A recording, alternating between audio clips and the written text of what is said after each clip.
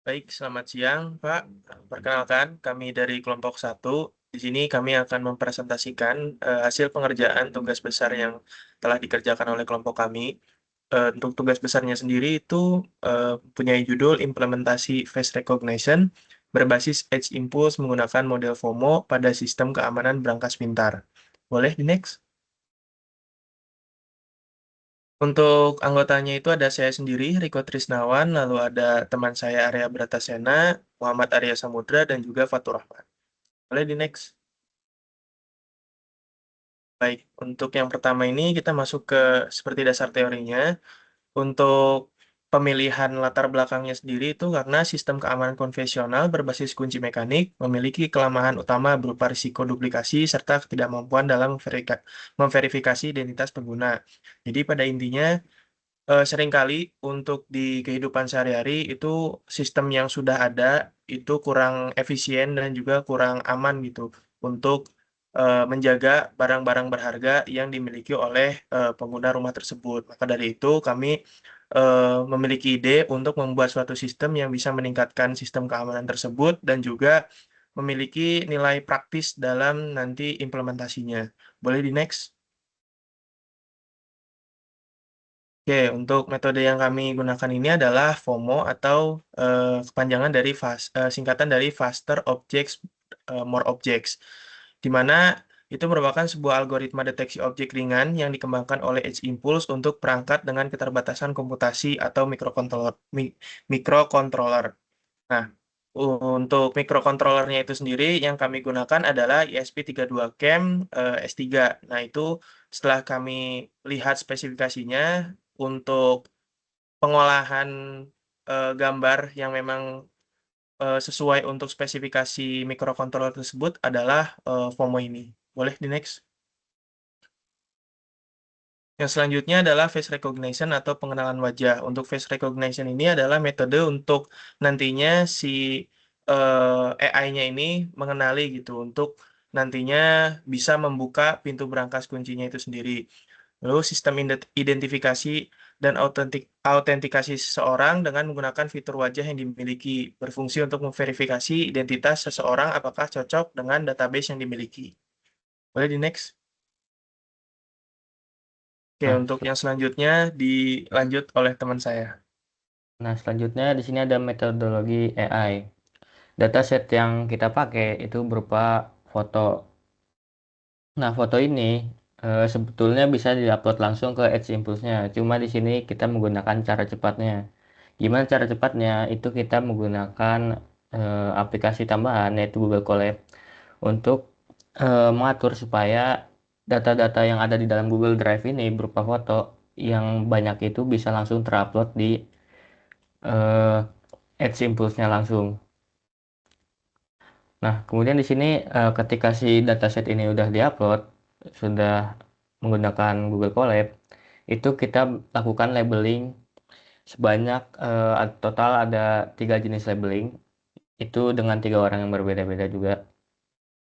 Nah, nanti hasil labeling ini itu akan menghasilkan library yang bisa langsung digunakan untuk implementasinya.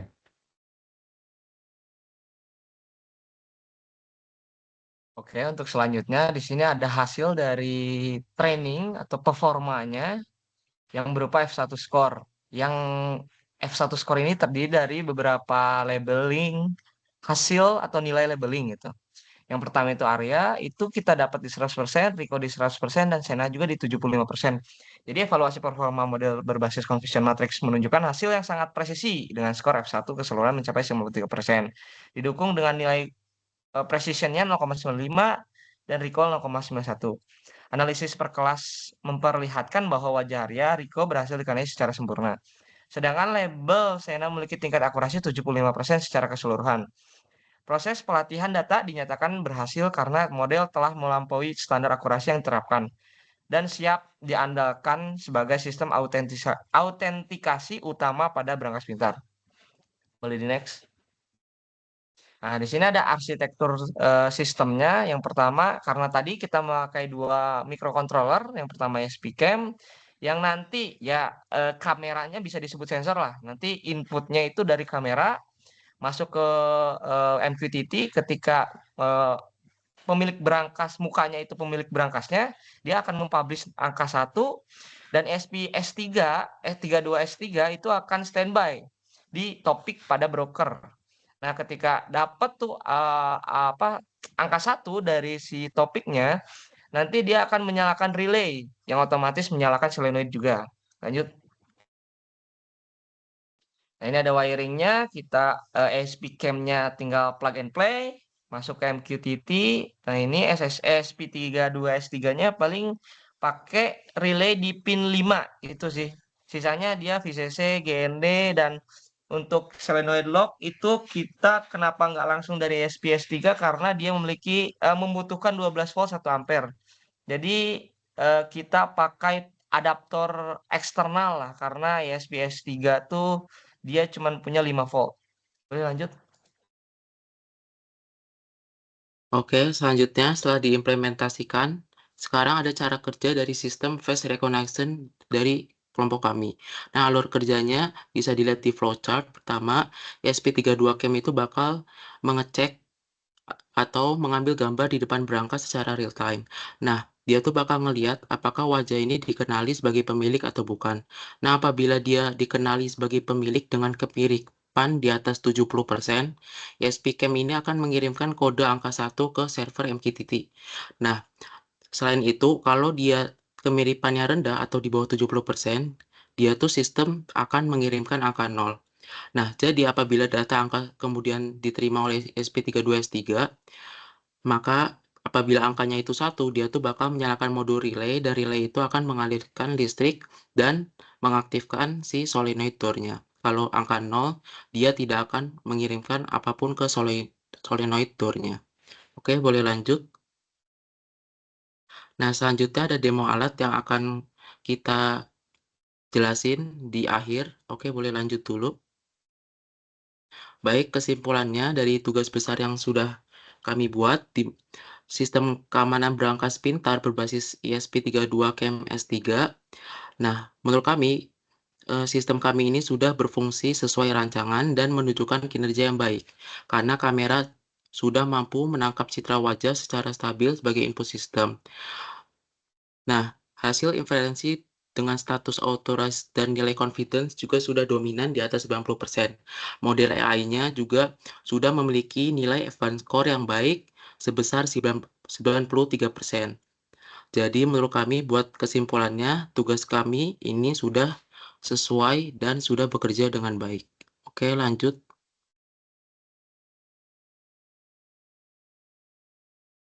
Baik, mungkin itu saja yang bisa kami presentasikan. Untuk kurang lebihnya, kami minta maaf Pak apabila memang dari baik ucapan ataupun dari proyek yang kami eh, presentasikan itu masih kurang maksimal. Untuk perhatiannya, kami ucapkan terima kasih. Selamat siang.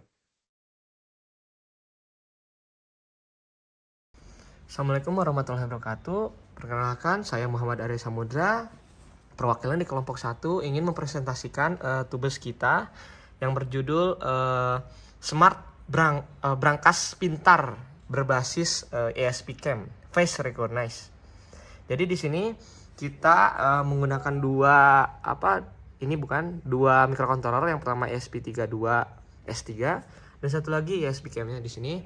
Nah, ini untuk membuktikan aja kalau nanti kan di deploy di sininya itu tidak terbaca ya, maksudnya kameranya tidak terlihat. Jadi saya membuktiin aja bahwa pemrograman itu hasil dari machine learning-nya atau hasil dari muka saya. Nah, ini bisa dilihat.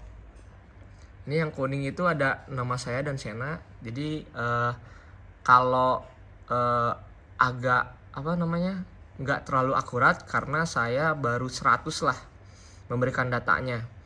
Dan memang variasi mukanya dari kecerahan dan gelap segala macamnya itu tidak terlalu bervariasi. Makanya ini masih ada nyatu sama label lain.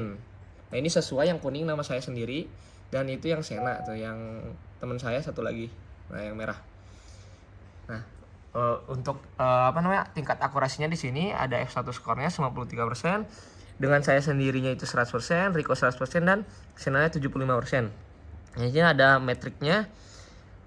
ada precisionnya, ada recall-nya, dan juga ada F1 score-nya yang tadi yang di atas. Nah, lanjut aja berarti langsung ke sistemnya. Di sini kita menggunakan dua microcontroller, otomatis dua codingan. Yang pertama ini untuk kameranya, ketika dia mendetek muka saya, nah nanti akan mengirimkan pesan ke MQTT berupa angka 1 ke topik MQTT. Nah, ketika nah ini MQTT topik, ketika angka 1 dikirim, nah ESP1 lagi yang ini door buat ngebuka branchasnya ini pakai relay. Nah nanti ESP32 S3 ini akan standby gitu, melihat topik di MQTT-nya. Ketika diinput sama dia dari ESP cam angka 1, maka dia standby dan menerima angka 1. Ini kan 0. Nah nanti akan membuka si relaynya. Kita coba langsung ke muka saya.